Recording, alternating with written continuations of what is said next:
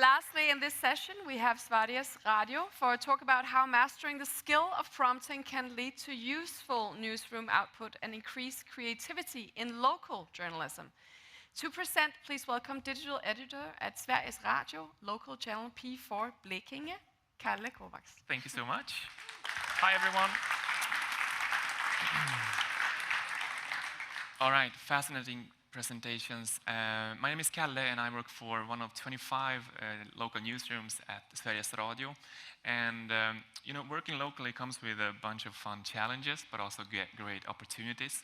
Obviously, my colleagues have been working at their workplace for sometimes decades. They do have a lot of experience in doing what they do best, and that's journalism and investigative journalism. P4 is also kind of a revolving door when it comes to new talent coming in and out the door. So a lot of enthusiasm comes into our newsroom and then leaves. So one challenge is to catch that enthusiasm and use it to kind of show how great something like AI can be at a local channel like ours.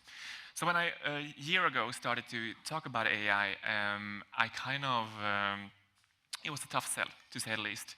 These are some of the opinions that I heard from my dear colleagues. So why should I feed something with data that will replace me in the end? It's not journalism. I don't trust it, therefore I don't want to use it. It far exceeds what I view as ethical in this line of work. I read the quit using AI. I tried it, but it wasn't as good as I hoped. And I looked at what other people have done with it. But when I tried it, I didn't get the same results, meaning as good. And these are valid opinions of AI. And I highly regard the people who have these opinions because they are kind of the most important players right now, I feel like. It's a good way to sharpen your arguments if you want to use AI, and it's also a good way to get held back a little bit, not just run with it. But I think the final examples is pretty interesting because they obviously tried it, but it wasn't as good as they hoped. So I started to think about, okay, so how can we do something with this that might make it even more interesting for them? Because they do have, obviously, the interest to try this. So we got to this, nothing revolutionary, but the art of prompting. And because I do believe this, AI will not replace journalists, but journalists who use AI will replace those who can't. I wholeheartedly believe that this is the case, and this past year, I feel like we have shown at the local station that I work that AI can be used for a lot of good things, and then you will see later on ways how to not use it too. But one very specific way that I use AI in my daily line of work and a way my colleagues do it too is through research and using it for research. I found that in that way you kind of keep the story at the journalist. They feel that they own the story. They just use this to get the information to make as good journalism as they possibly can. So I'm going to take you through a little example of how I used ChatGPT to do one of the news stories that I did at December last year. Opening prompts are incredibly important. We share these at my newsroom locally, but this is also something that we work at the Swedish Radio to make them widely available for our colleagues at different newsrooms. So this is how I start my usual research prompt. I'm a journalist and you are my assistant. I want you to help me find new and interesting ways to do news pieces of common topics. I want you to help me I want you to help me with research and point me towards great sources and potential experts to interview. Do you understand? That final part might seem trivial, but honestly, that's kind of my biggest learning from this past year with AI, that asking it if it understands what you want to do is very important. Absolutely, I understand your request. As your assistant, I can help you brainstorm ideas, suggest research directions, and identify potential experts or sources to interview. So what I did after this is to just share one of the talking points that we have on our morning meeting, and it was about a preschool in Ronneby, and they started to teach the children's mother tongue for both the children's but also the parents. So I asked if ChatGPT can help me to find relevant research regarding this topic. This is small, you don't need to read it, but it came up with a bunch of good ideas, 5 different ways of going about it, and then some potential experts too. But as you can see, no names, nothing really revolutionary. This is just a couple of a wall of text, basically. But I think this was interesting. It actually wanted me to do something about parental involvement in the early education, and this can include research on how language barriers between parents and educators affect the children's education. And this was an interesting way of looking at this topic, because when I asked the teacher later, when I interviewed them about this topic, they actually started to talk about how big issue it is that the parents do not communicate with the preschools. So a lot of times the children come there without clothes to play outside with when they have an outfield day, for example. So it was actually a very good type of question that I used and that I got in the interview in the end. Can you point me towards specific research papers and or books of this topic? And then I got a couple of, Then I got a couple of examples of 4 research papers, 3 books, and then a couple of online databases to search through. And this is awesome, but I work at a local station in Blekinge, and these are international answers, all of them. So this is kind of the make or break argument for AI for me at this point. How can this help me at my local journalism? So I told it, thank you, this news piece is going to be in Swedish and I live in Sweden myself. Are there any Swedes who have been writing about this topic? And then I got a couple of people to actually look up and talk to. Funny thing here is that it actually points me towards Swedish Education and Broadcast Company, UR, which is our sister channel. But these were good names, and they actually did good research on these questions that I just scanned through before I went out and did the interview. Now, this is something that I don't use, but I was just interested in how they, what kind of questions it want me to ask, and it gave me a couple of starting points to actually start working on this topic. And 2 days later, it was a finished product, and it was actually one of our most listened to that week. It was incredibly fast, it was fun, and I want to believe that I did it in a more fun way, in a more creative way than I would have done it before I used AI to research this subject. So I just want to share 3 steps for better prompts with you. It is important to clarify what your mission is. You're a journalist, or if you might be a data engineer, whatever you are, just tell it what it is. You narrow down the fields of what you want it to help you with. Introduce limitations.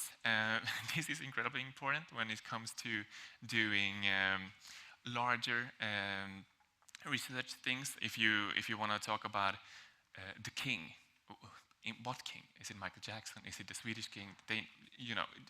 This is a cultural piece, or this is a monarchy piece. So just make clear limitations and then question everything all the time. And the reason I think that's kind of the most important thing is because of hallucinations.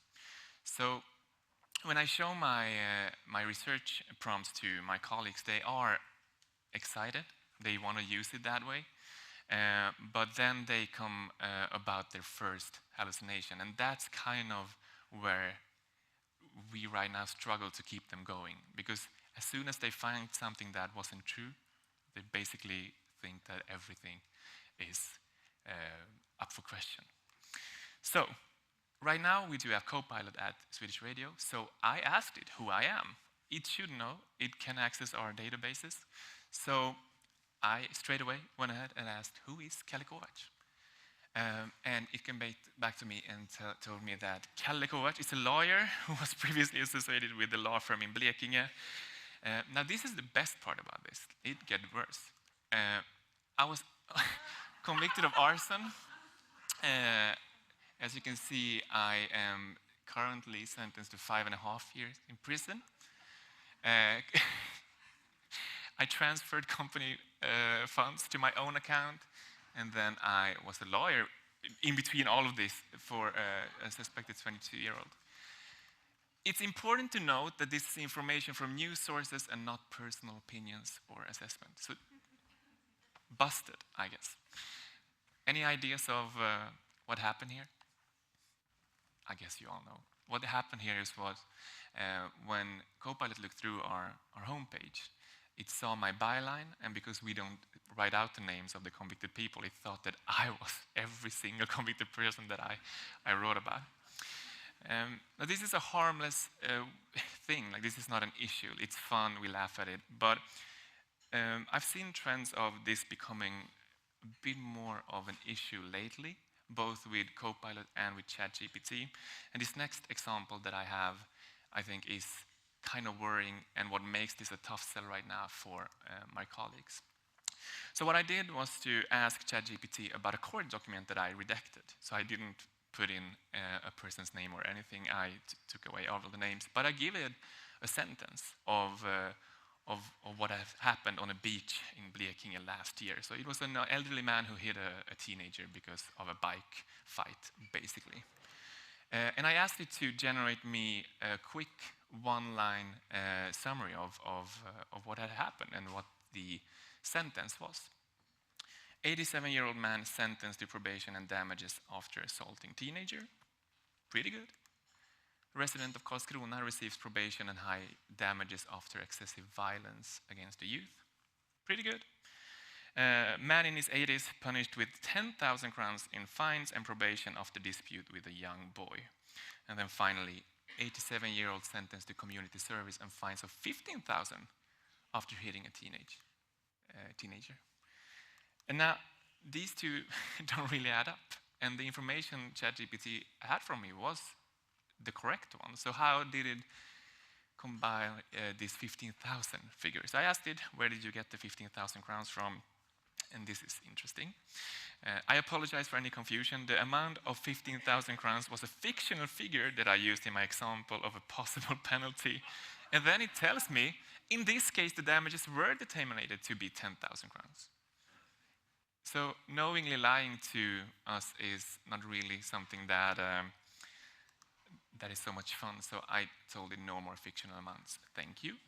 And I told you to introduce limitations when you write your opening prompts. Telling it to don't come up with any fictional numbers or something is a good way of working around this.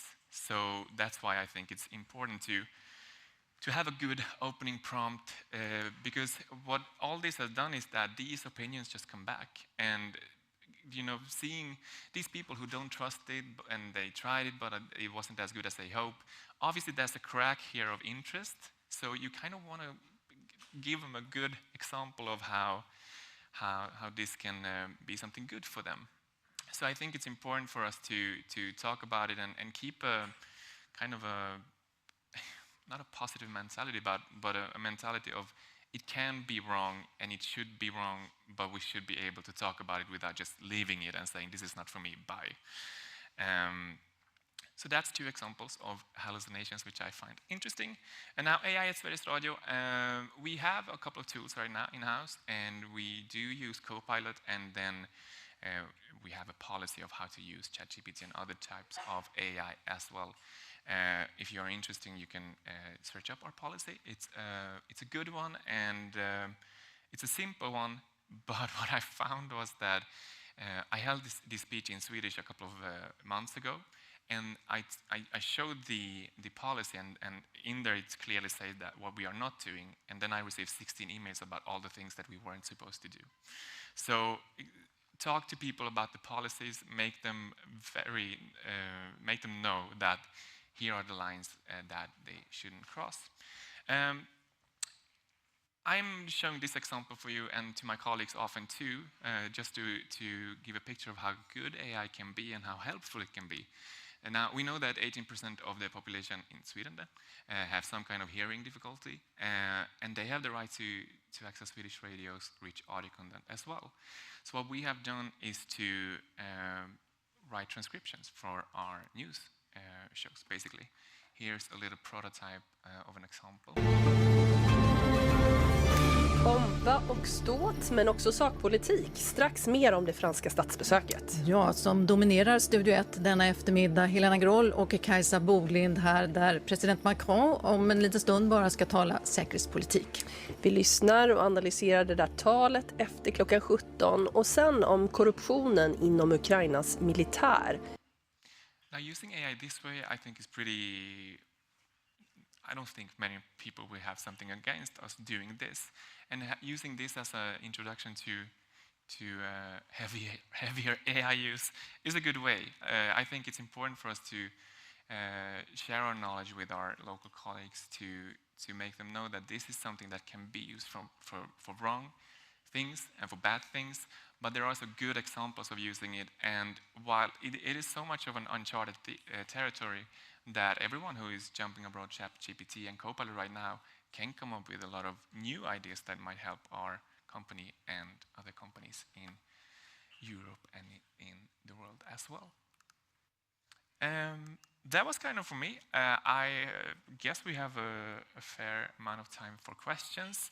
I want to leave you with just saying that it's interesting to work locally with AI, with global questions like AI, because the people who, again, work at P4 Blekinge have shown that they can handle journalism. They are award-winning journalists who have found a way of doing their line of work, and it has worked for decades. So when I come to them and say that you should do this differently, it's a hard sell. But introducing small steps and showing how journalism can actually be better, how they can focus on the story, on their voice, on the storytelling, rather than doing mindless and endless research is something that I found helpful and good. Thank you.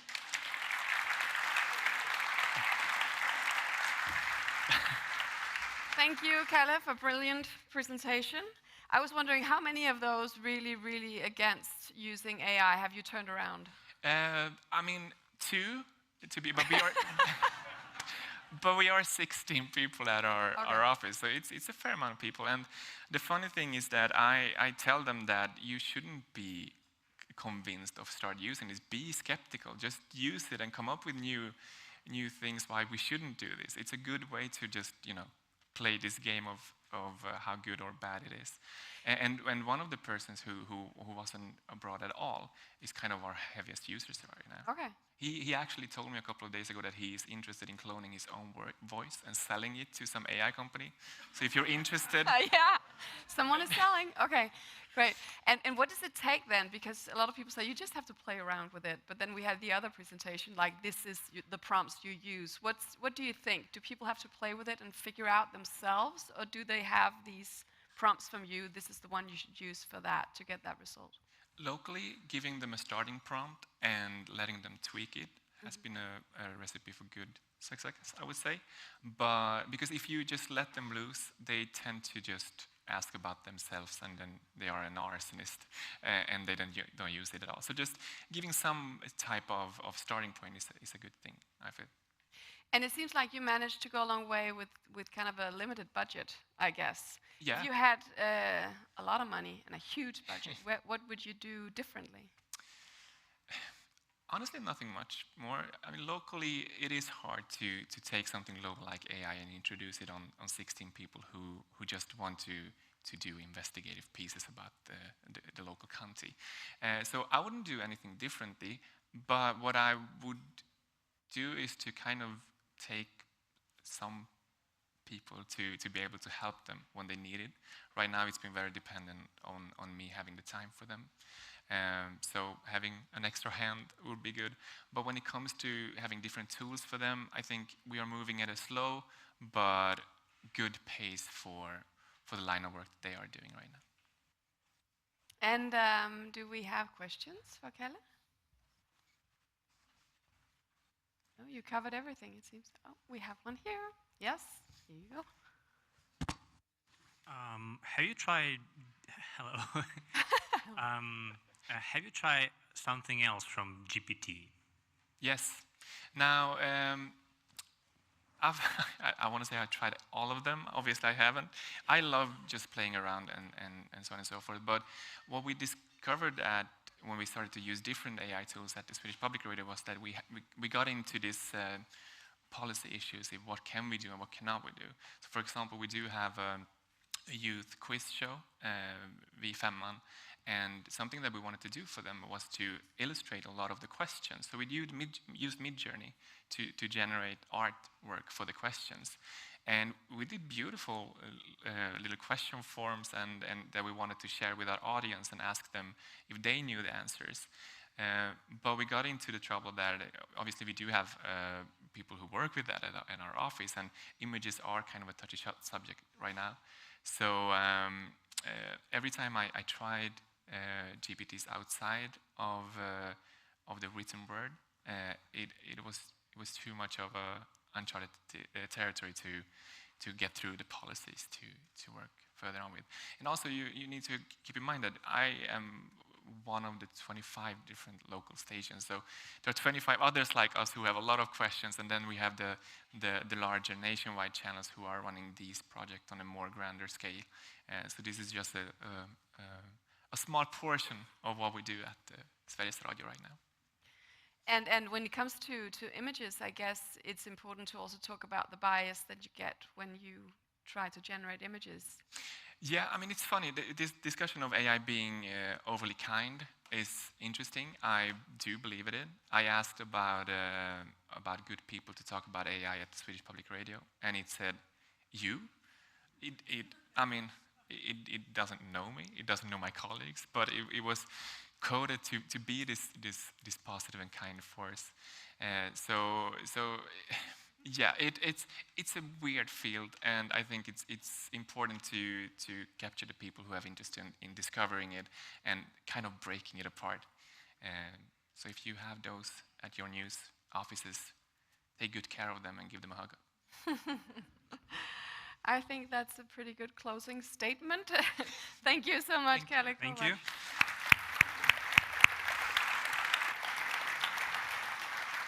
And now it's time for a break and maybe a cup of coffee, maybe a breath of fresh air. I think actually the sun is shining. After the break, we have a session for you about the practical application of AI in publishing. We'll be back at 10 to 4.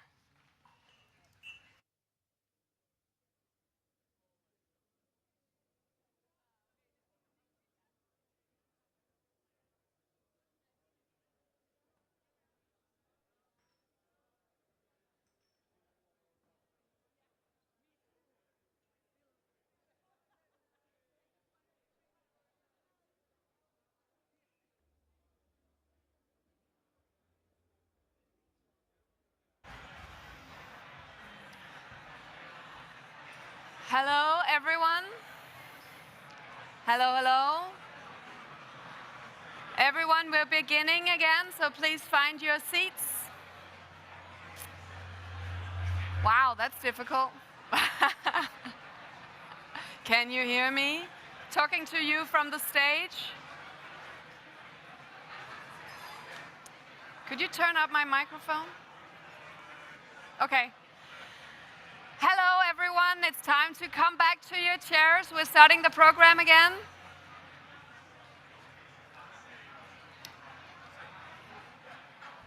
We'll just give them a few seconds.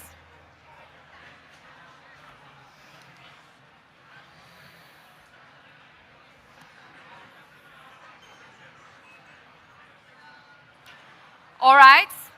Please get back to your chairs. We're starting the program again now.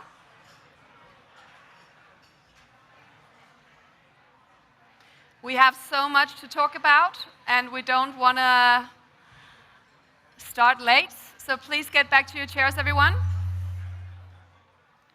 I just want to begin by addressing the catch box, because even though I kind of love it, it seems that we're experiencing a little bit of a gender bias with this. Because only men have asked questions so far. And maybe it has to do with what I started out by saying, a little bit of performance anxiety about actually catching a ball before you can answer a question, which would be very natural because so many more boys attend ball catching, throwing activities than girls when they're young. So maybe it doesn't feel great to have to catch this before. But remember, it's okay to drop it, first of all. And also, if you really don't want to catch a ball before asking a question, we really want to hear from you, even though. So if you signal like this to me, when you have your hand in the air and you do like this, I will make sure you have a classic microphone to ask your question. Okay, we want to hear from everyone. We have like 40% women in the room. Please ask your questions, right? Okay, that was it for the catch box.